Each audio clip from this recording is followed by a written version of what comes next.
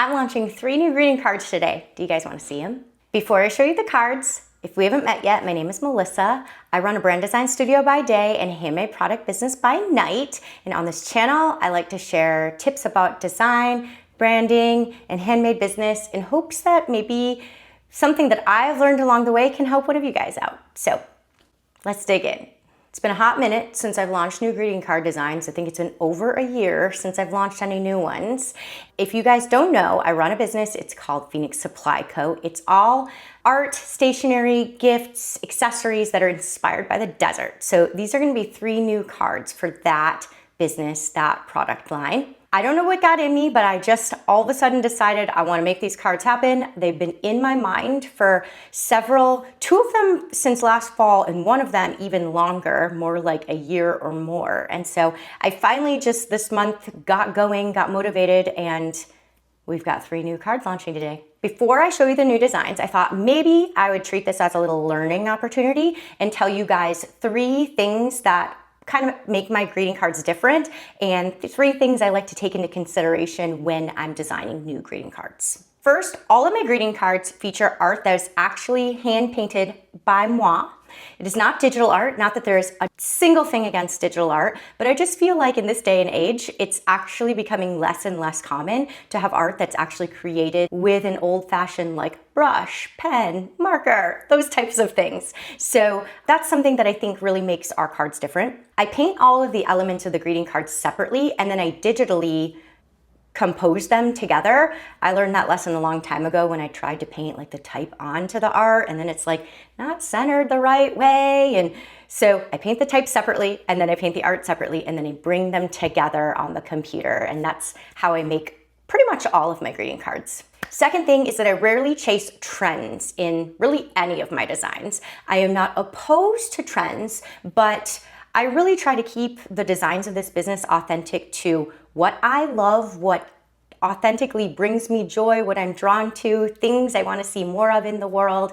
And so I do keep an eye on trends. If there's something that really strikes my fancy, I will definitely do it. But that's not a big part of my business and my product line is trying to make super trendy things.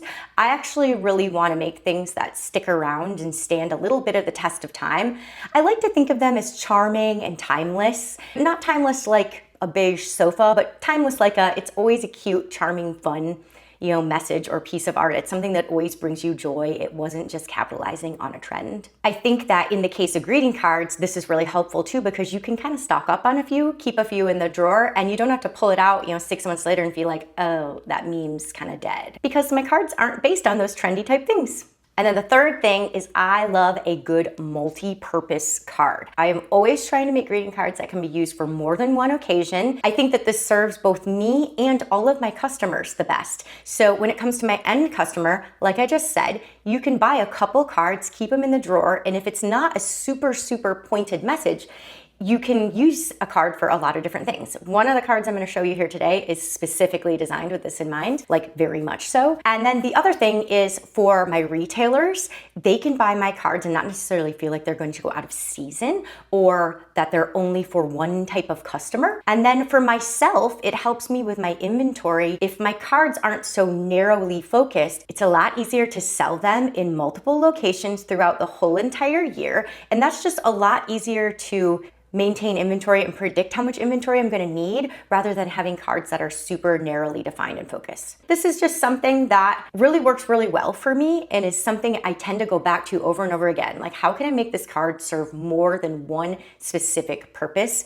yet still be specific enough that it doesn't feel generic? So what do you guys think? You ready to see the cards? Because I'm ready to show them to you. Before I show you the greeting cards, I wanted to ask you guys, if you are loving this content, would you consider either hitting the subscribe button if you want to see more like it in the future, or even just hitting that like button really helps us, or drop a comment below. I'm a brand new channel, and all of those interactions really help tell YouTube that you guys are liking the content, which helps them push it out to more people. So if you would mind doing one of those things, I would so appreciate it. 3 new designs. They're all live in the shop as of right now, the launching of this video. First one we have a new thank you card. I actually only had one thank you card right now. Of course, I've got a bunch of more open-ended card designs that could be used as thank you cards, but I only had one that specifically said thank you or had any reference to thanks or gratitude or anything. And so I've got a new thank you card here. Now this baby is based on our Blue Skies Ahead painting, and then of course I painted new type for it. Do you want to see those behind the scenes pieces? I failed to prepare and put these on my lap ahead of time, so I have to find them. All right, here's our original Blue Skies Ahead painting. This is a gel plate print that I did where I do like the background, layer in the mountains, layer in the cactus, and then usually I do handwork on it too. Like you can kind of see some of that detail there in the bottom. That's kind of like my line work, handwork that I do at the end to just kind of add extra depth and texture. You can buy this as an 8x8 or as a 4x4 mini on my website, but I used it to make the greeting card design. Then I just typeset this. I usually typeset it in the computer because I'm not necessarily a hand letterer. So I'll typeset this on the computer. Being a designer, like I have tons of fonts and tons of very strong opinions on how type should be set. But I'll typeset on the computer, I print it out, and then I trace it on to my watercolor paper and then paint it with watercolor. So I don't know if you can see any of the nice watercolor texture on that. So that is our first card. Before I forget, all of our greeting cards on my website do ship for free in the domestic US. You don't need a promo code or anything, just automatically greeting cards ship free. So if you love any of these, or if you want to go check out one of the other, I think we've got about 30 designs. If you want to check out any of those, know that they're always going to ship to you free. And I usually ship pretty quick, like within a day or two. Second new card design is a sympathy card, and it says with deepest sympathy on it. And this uses our Ocotillo at night artwork. I have never had a sympathy card, and so this is my first sympathy card. I do have one card that says thinking of you. That was my open-ended answer to a sympathy card for a long time, but I kind of decided that I think I needed a real, actual sympathy card. And now I know I talked about having open-ended card designs, but I actually feel like a sympathy card does cover many occasions. Of course, it can cover the situation for a loss in the family, but it can be for other types of loss also where you just want to express your sympathy to people. So it seemed like a really good idea to me to actually make a sympathy card.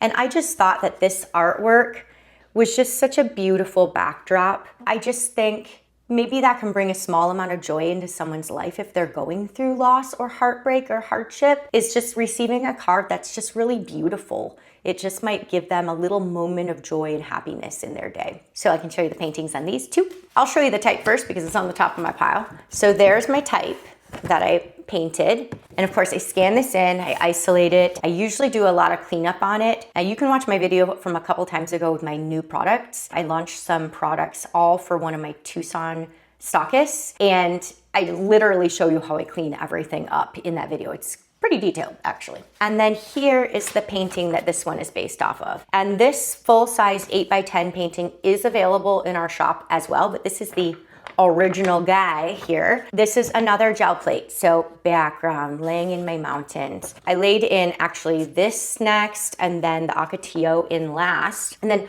all this kind of like shrubbery and stuff that you see back there, that's all hand painted in. So what I like to do is I like to get the really broad strokes down using like the gel plate. And then I come back in and I kind of see what it wants, what it needs, what is it going to turn into. This one actually, I had a totally different plan for when I started painting it. I had a plan to do something else over here. And after I put this Ocotillo in, I was like, oh, I just kind of love the peacefulness of it. So I didn't add anything else to it. But anyway, this is the base art for our Deepest Sympathy card, which is also available on our website as a print. Before I show you the third one, I just want to share. Those two cards have been in my mind since last fall. I painted both Blue Skies Ahead and Ocotillo at Night last fall. And I always had this plan to like turn those into cards. And I just, with the holidays, craft shows, things like that, I just ran out of time. So they finally happened just now. Now my third card is very season appropriate. Mother's Day is coming up